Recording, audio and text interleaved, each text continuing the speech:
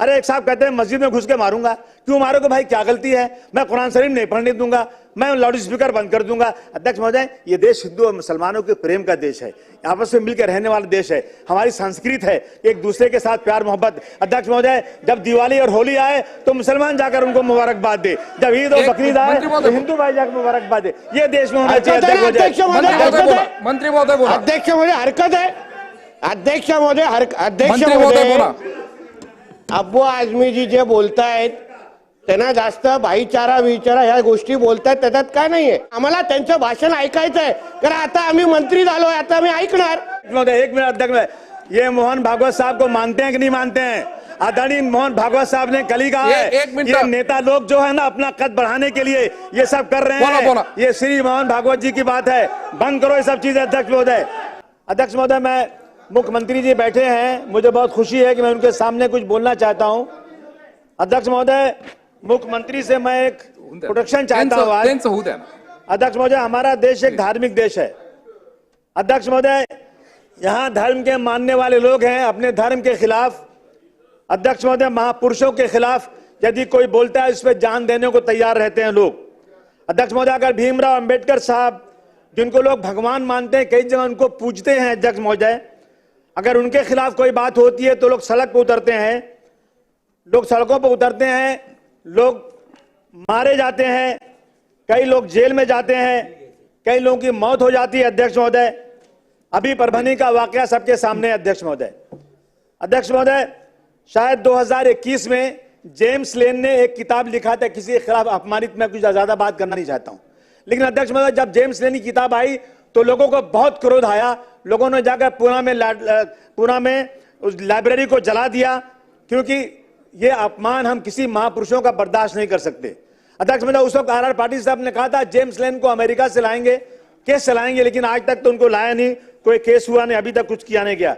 अध्यक्ष महोदय, इस तरह त्रिपुरा में एक मस्जिद पे हमला हुआ, कुरान शरीफ जलाया गया, हुजूर सल्लल्लाहु अलैहि वसल्लम के खिलाफ, नामुसे रिसालत के खिलाफ हुआ। तो अध्यक्ष महोदय, मालेगांव में, नांदेड़ में, अमरावती में लोग सड़क पर उतरे। अध्यक्ष महोदय, उसमें मालेगांव में 70 लोग 1 साल तक जेल में रहे, अगर नांदेड़ में लोग जेल में रहे। अध्यक्ष महोदय, मेरा कहना है कि अगर हमें लॉ एंड ऑर्डर को दुरुस्त करना है तो मुख्यमंत्री जी, मैं आपसे निवेदन करता हूं, हाथ जोड़ के आपसे निवेदन करना चाहता हूं, 50% आपका लॉ एंड ऑर्डर नहीं दुरुस्त है तो आप बोल देना मुझे।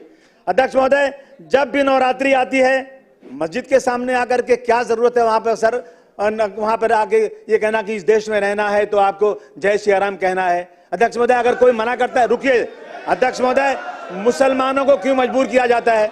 अध्यक्ष महोदय, गुंबद पर चढ़ करके वहां पर गेरुआ झंडा लगा दिया जाता है। अध्यक्ष महोदय, जिससे झगड़ा होता है, लड़ाई बढ़ती है। अध्यक्ष महोदय, अगर इस तरह की चीजें देश में चलेंगी तो लॉ एंड ऑर्डर कैसे दुरुस्त होगा? मैं अध्यक्ष महोदय, विशालगढ़ में मस्जिद के ऊपर चढ़कर गुंबद पे हथौड़ा मारा गया, सबने अपनी आंखों से देखा। अध्यक्ष महोदय, मैं मुख्यमंत्री जी, मैं आपका ध्यान दिलाना चाहता हूं कि विशालगढ़ में मस्जिद में घुसकर कुरान शरीफ जलाया गया, वहां पर 45-50 लोगों का घर बिल्कुल तोड़ दिया गया। क्या गलती थी उनकी? अध्यक्ष महोदय, ये सिर्फ हिंदू और मुसलमानों के बीच में जिस तरह से झगड़ा कराया जा रहा है, उसमें कहीं ना कहीं मुख्यमंत्री जी को आपको रोक लगाना जरूरी है। बांग्लादेश में हमारे भाइयों के साथ वहां पर जाति हो रही है, हम उसकी निंदा करते हैं, उसकी खुली निंदा होना चाहिए। लेकिन मेरे देश के अंदर अध्यक्ष महोदय, ट्रेन के अंदर एक पुलिस वाला मुसलमानों को निकाल के गोली मार देता है, अध्यक्ष उसकी निंदा क्यों नहीं जोरदार तरीके से होती? क्यों नहीं हमारे और भाई सड़क पे उतरते?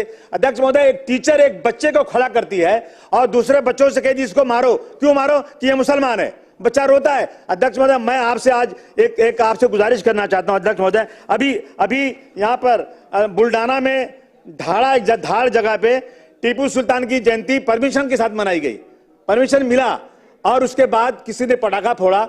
अध्यक्ष महोदय, ऐसा वहां पर लड़ाई झगड़ा हुई, वो गरीब मुसलमान जिनके घर ही नहीं है, टीन का पार्टीशन है, उन घरों में रात को पुलिस घुस करके इतना 12 लोगों को जला दिया, प्रॉपर्टी जला दिया। अध्यक्ष महोदय, इन सब चीजों पर अध्यक्ष महोदय कहीं न कहीं रोक लगना चाहिए। अध्यक्ष महोदय, रात को 10 साढ़े 10 बजे घुस करके मारा गया और आरोपियों को कार्रवाई की गई। अध्यक्ष महोदय, मुस्लिम समाज के 28 लोग पकड़े गए, दूसरे समाज के 12 लोग, 7 लोग का नाम, उसमें 4 ही गिरफ्तार हुआ। अध्यक्ष महोदय, मेरा कहना है कि इन चीजों को कहीं न कहीं अध्यक्ष महोदय रोकना चाहिए। अगर आपको वाकई इस महाराष्ट्र के अंदर लॉ एंड ऑर्डर दुरुस्त करना है, आप देख लीजिए इन वजह से कितने झगड़े बढ़ते रहते हैं। आप एक बार एक कानून बना दीजिए, किसी ने किसी महापुरुष के खिलाफ बोला, किसी ने पैगंबर इस्लाम के खिलाफ बोला, किसी ने मंदिर मस्जिद का झगड़ा शुरू किया, किसी ने यह कहा कि इस देश में 20 लाख मुसलमानों को मार देना चाहिए। अध्यक्ष महोदय, मैं हाथ जोड़ के आपसे निवेदन करना चाहता हूं, मैं मुख्यमंत्री जी का ध्यान देना चाहता हूं कि आप एक कानून बना दीजिए अध्यक्ष महोदय कि अगर किसी ने धर्म के खिलाफ या